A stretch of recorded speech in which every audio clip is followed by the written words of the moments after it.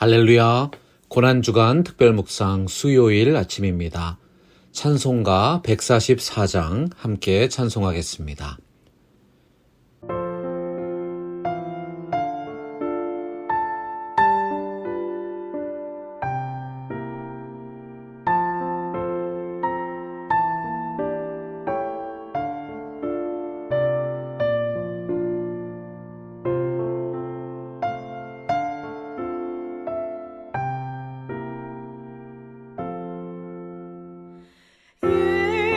예수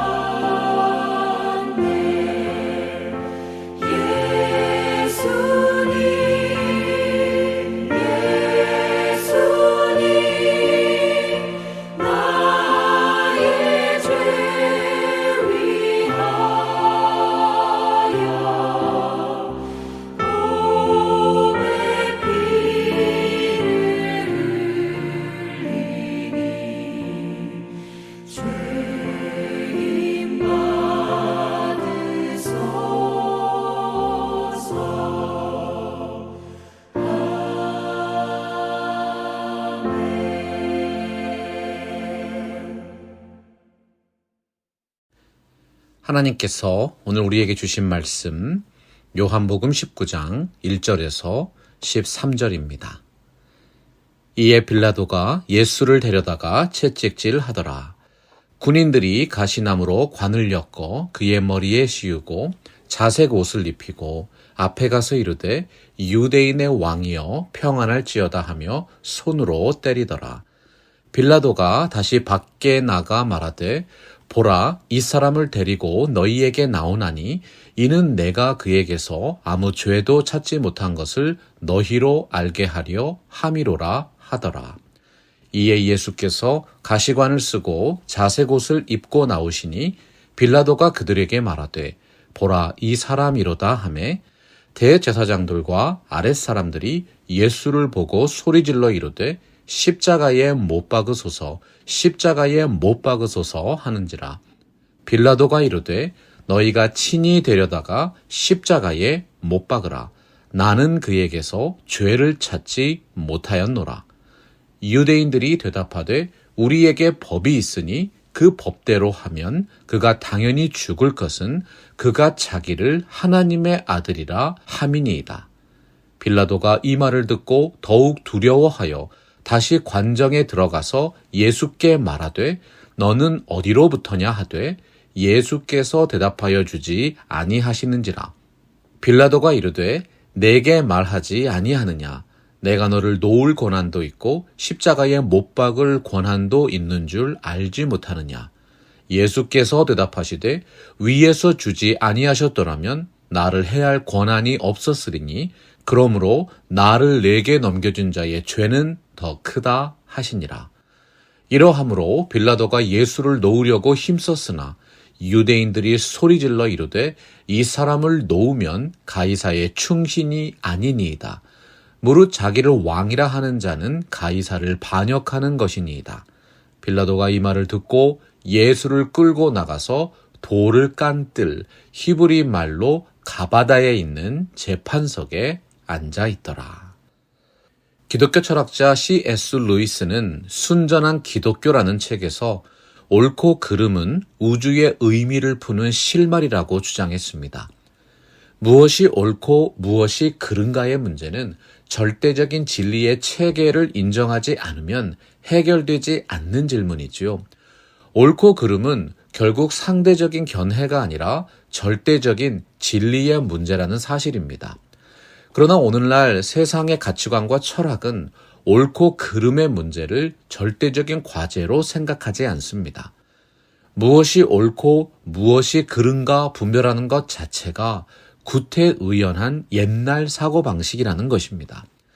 세상은 자주 옳고 그른가의 진리의 문제를 우리 모두에게 좋은가 나쁜가라는 민주적인 사고방식으로 바꾸어 버립니다.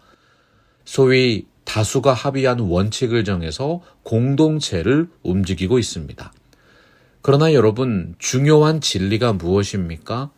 인간 중심의 인본주의는 최대 다수의 최대 행복을 위한 다수결의 원칙에 따라 상대적으로 움직이지만 하나님 중심의 신본주의는 말씀의 진리에 의해서 절대적으로 모든 것을 판단하고 결정하고 실천합니다.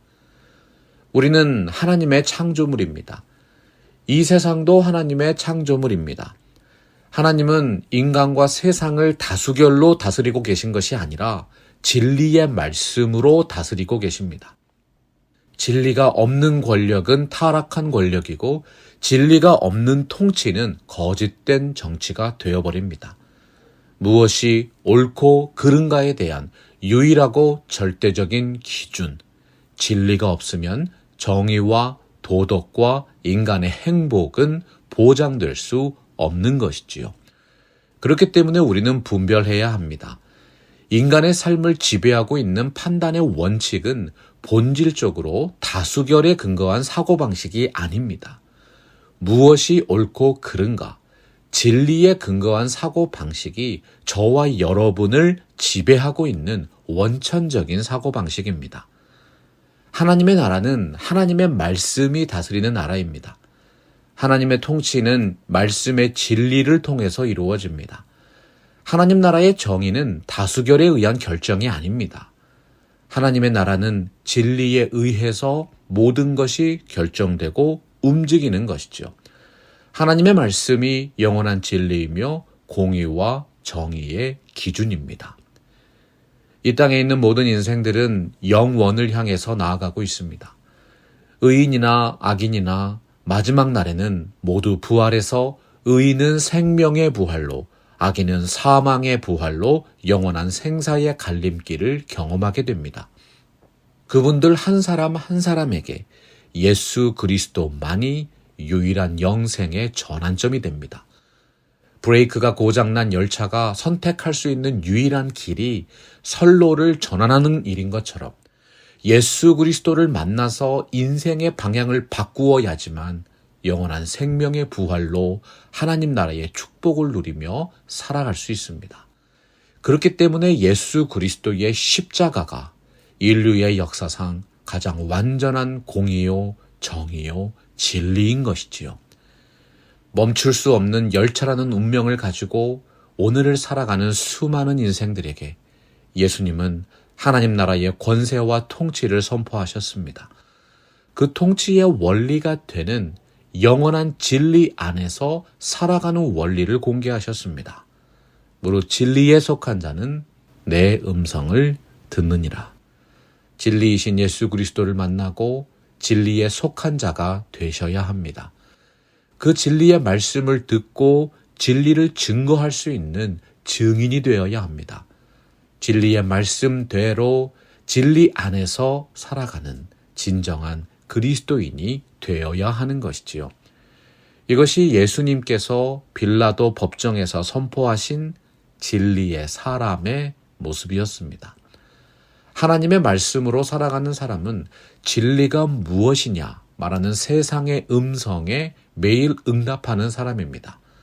영원하고 절대적인 말씀의 기준대로 진리 안에서 살아가시는 정의로운 그리스도의 대사가 되시기를 주님의 이름으로 축원합니다. 요한복음 19장은 빌라도의 법정에 서신 예수 그리스도에게 인류가 발명한 가장 잔인한 형벌 중의 하나인 십자가 사형이 선고되는 장면입니다. 세상의 타락한 정의와 하나님 나라의 거룩한 정의가 무엇인가 극명하게 대조하며 보여주는 이야기입니다. 우리는 빌라도의 법정에서 함께한 사람들의 모습을 통해 타락한 정의의 세 가지 특징을 발견할 수 있습니다. 첫째로 타락한 정의는 진리에 근거한 재판이 아니라 사람들의 합의와 눈치에 의해서 정죄한 재판입니다. 예수님을 잡아온 유대인들의 무리한 요구에 대해서 빌라도는 이미 예수님이 무죄임을 알고 있었습니다. 요한복음 18장 33절에서도 말씀했죠. 이에 빌라도가 다시 관정에 들어가 예수를 불러 이르되 내가 유대인의 왕이냐? 내가 유대인의 왕이냐고 물어보는 빌라도의 마음속에는 유대인들의 내부 문제인 종교적인 문제로 덮어버리고 싶은 의도가 숨겨져 있었습니다. 사실상 아무런 범죄도 저지르지 않은 예수를 로마의 법으로 처형할 근거가 없었기 때문이죠. 아무리 로마의 권력자라 할지라도 죄 없는 사람을 처형하면 자신에게 돌아올 불이익을 걱정해야 했기 때문입니다. 그런데 오늘 말씀 1절에서 일어나고 있는 일을 보십시오. 이에 빌라도가 예수를 데려다가 채찍질하더라. 빌라도가 예수님께 질문했습니다. 내가 유대인의 왕이냐? 예수님이 하나님 나라에 대해서 말씀하시고 자신이 유대인의 왕이심을 선포했기 때문에 유대인들은 그가 참남하고 불경한 신성 모독죄와 로마 황제에 대한 반역죄를 범한 것이라고 주장했어요. 하지만 빌라도 총독이 오늘 말씀 19장 4절에서 강조하고 있지요. 내가 그에게서 아무 죄도 찾지 못한 것을 너희로 알게 하려 함이로라. 빌라도가 병사들을 시켜서 예수님을 채찍질한 것은 유대인들의 민심을 달래기 위한 것이었습니다. 잠깐 때려서 그들의 마음을 달래주고 예수님을 무죄로 방면하면 빌라도 자신이 불필요한 구설수에 오르지 않을 것이라고 생각했기 때문입니다. 여러분, 빌라도가 찾고 있었던 정의가 무엇입니까? 진리에 근거한 정의가 아니라 문 밖에서 예수를 처형해 주기를 기다리고 있는 귀찮은 무리들을 물리칠 수 있는 이기적인 핑계였습니다. 인생이 경험하는 고통의 문제는 하나님을 인정하지 않는 불신앙으로부터 시작되었습니다. 사람의 마음속에 품은 죄와 불신앙이 하나님과 이웃과의 관계를 파괴하고 공동체의 질서를 어지럽힙니다. 오늘날 세계 도처에서 일어나는 끔찍한 범죄와 전쟁을 바라보면 도대체 하나님이 어디에 계시는가? 하나님이 정말 살아 계시다면 어떻게 이런 일이 일어날 수 있는가? 고통과 아픔을 품고 탄원하게 됩니다. 사람은 누구나 죄는 반드시 처벌을 받아야 하고 이것이 곧 정의가 이루어지는 방식이라는 사실을 알고 있습니다. 사람들은 언제나 말하고 있습니다. 모든 것은 의롭게 끝이 나야 합니다. 하지만 여러분, 그 의로움을 지키는 일은 어떻습니까? 인간이 가지고 있는 그 정의감은 어디에서 온 것일까요? 시편 9편 8절이 말씀했지요. 공의로 세계를 심판하시며 정직으로 만민에게 판단을 행하시리로다. 인간의 마음 속에 심겨진 정의감은 의로우신 하나님으로부터 나온 것입니다. 공의라는 말은 관계의 올바름을 의미하고 정의는 질서의 올바름을 뜻합니다. 인간의 죄악된 본성이 하나님과 이웃과의 관계, 공의를 파괴했습니다. 그리고 그 죄악된 본성이 삶으로 실행됨으로 말미암아 공동체의 질서인 정의를 어지럽히는 모든 문제의 근원이 된 것이죠. 빌라도의 인본주의적인 정의에 의해서 자행된 폭력과 불법을 보십시오. 군인들이 가시나무로 관을 엮어 그의 머리에 씌우고 자색옷을 입히고 앞에 가서 이르되 유대인의 왕이여 평안할지어다 하며 손으로 때리더라. 때린다는 말은 가죽을 벗긴다는 뜻입니다. 눈을 가린 후에 살이 찢겨져 나갈 정도로 가혹한 고문을 하고 때린 사람을 알아맞혀 보라고 희롱을 한 것이지요. 특히 그들이 유대인의 왕이여 평안할지어다 조롱한 부분에 유념하셔야 합니다. 평안이라는 말은 하나님의 공의와 정의가 이루어질 때 비로소 실현되는 가치입니다. 그들은 하나님의 이름까지 모욕하면서 악행을 일삼던 망령된 자들이었습니다. 로마 시대 형벌에서 조롱과 폭력과 욕설은 사람의 삶에 대한 의지를 꺾어놓는 방법 중에 하나였습니다. 특히 죄인을 취조할 때 육체적인 고통을 가하다가 정신적으로 희롱합니다.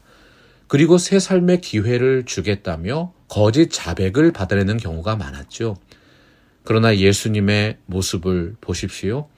6절에서 빌라도 총독이 또 말하죠. 나는 그에게서 아무런 죄도 찾지 못하였노라. 예수님의 답변과 주장은 언제나 진리였고 진실이었고 역사적인 사실이었습니다. 둘째로 타락한 정의는 다른 사람을 죽이기 위해 자신들의 의로움을 주장하면서 그 사람을 정죄합니다. 대제사장들과 아랫사람들이 예수를 보고 소리질러 이르되 십자가에 못 박으소서 십자가에 못 박으소서 하는지라. 빌라도가 이르되 너희가 친히 데려다가 십자가에 못 박으라. 나는 그에게서 죄를 찾지 못하였노라. 정의는 판단의 기준을 요구합니다. 의로운 자에게는 상을 주고 불의한 자를 징벌하는 공정한 판결을 요청하는 것이지요. 하지만 세상에서 의로운 자가 반드시 상을 받는 것은 아닙니다. 심지어는 불법을 행하는 자가 벌을 받지 않는 경우도 있기 때문에 억울한 사람들이 생기고 세상에 공평하지 않다는 탄원이 끊이지 않는 것이지요.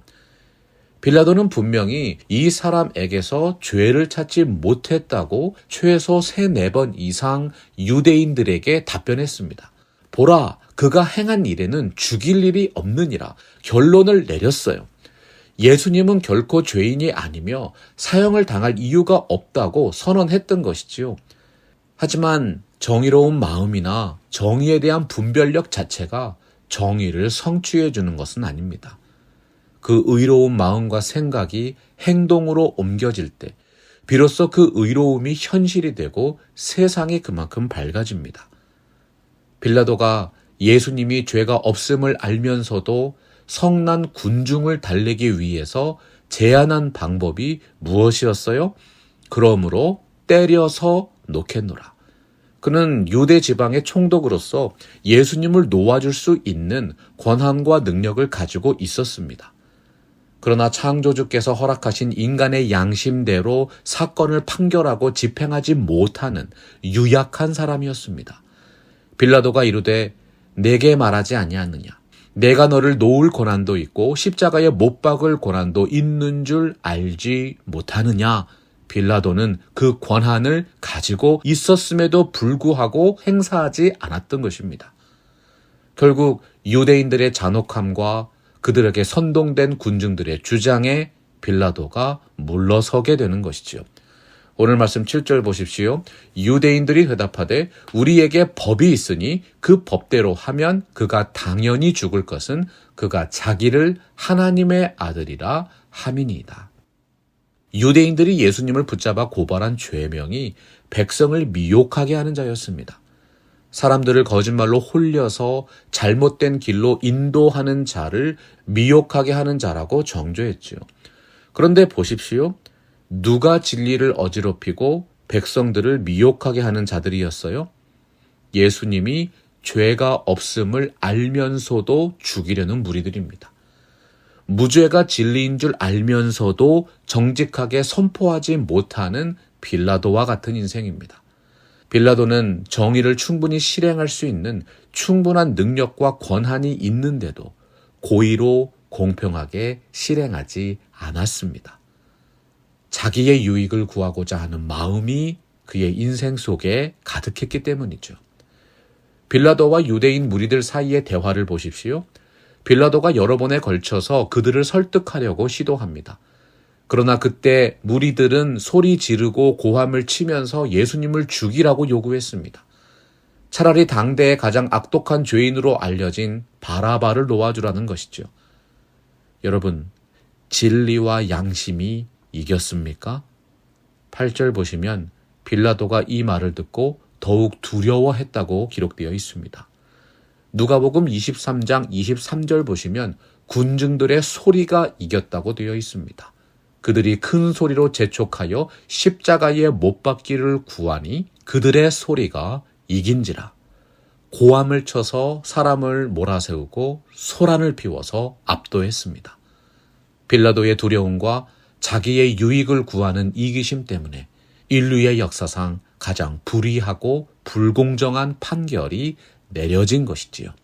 이에 예수를 십자가에 못 박도록 그들에게 넘겨주니라. 타락한 정의의 세 번째 특징은 진리에 근거한 재판이 아니라 군중의 심리를 통해 정죄하는 것입니다. 타락한 정의는 반드시 타락한 방법을 만들어내는데 그 기원이 공범의식입니다. 무리들의 요구는 자신들의 뜻에 거슬리는 예수와 같은 자는 죽여야 하고 그것을 위해서는 바라바와 같은 큰 죄수를 놓아주어도 괜찮다는 불의함과 폭력이었어요. 빌라도는 예수 사건이 단순한 소송 사건이 아니라 자신의 정치적인 생명을 위협할 수 있는 중대한 사건임을 감지했습니다.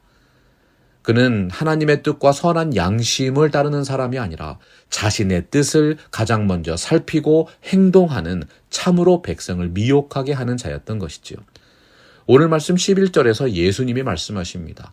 예수께서 대답하시되 위에서 주지 아니하셨더라면 나를 해할 권한이 없었으니 그러므로 나를 내게 넘겨준 자의 죄는 더 크다 하시니라. 예수님께서 십자가의 길을 가시는 것은 하나님의 계획이었고 하나님의 뜻이었습니다.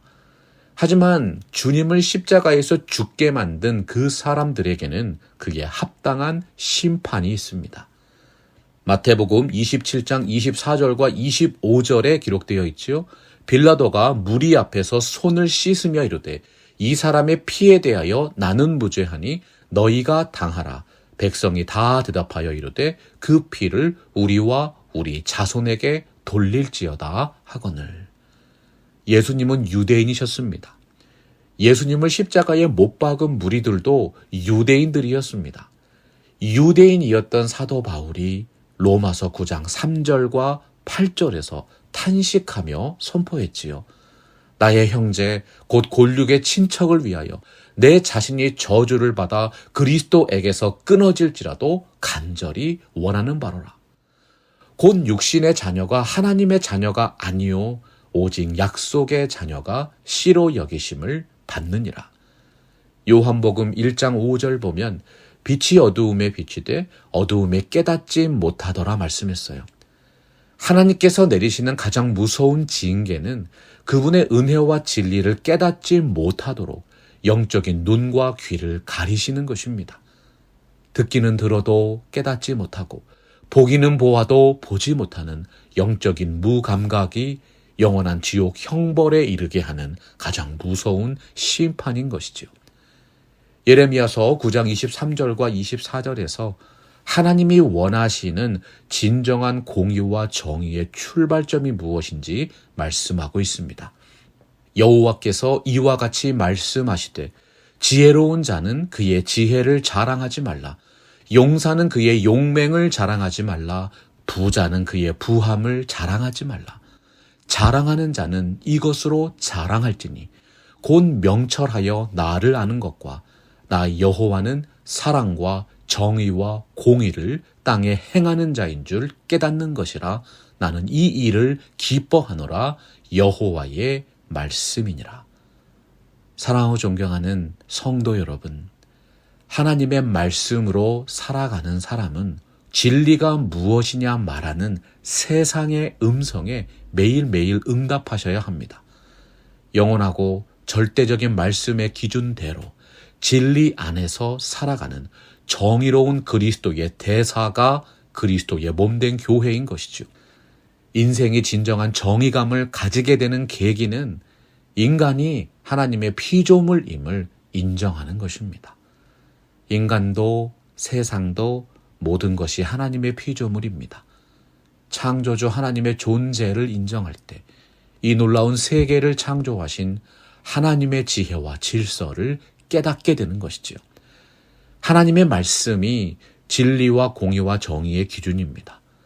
하나님은 인간과 세상을 다수결로 다스리는 것이 아니라 진리의 말씀으로 다스리십니다. 지극히 선하시고 거룩하신 하나님의 창조의 질서와 복음의 자유에 순종하며 살아가실 때 영원한 행복과 정의를 이루신 예수 그리스도의 십자가의 통치를 체험하게 되실 줄로 믿습니다. 말씀 앞에서 경외함으로 주께 홀로 섭니다. 생명의 말씀 읽고 순종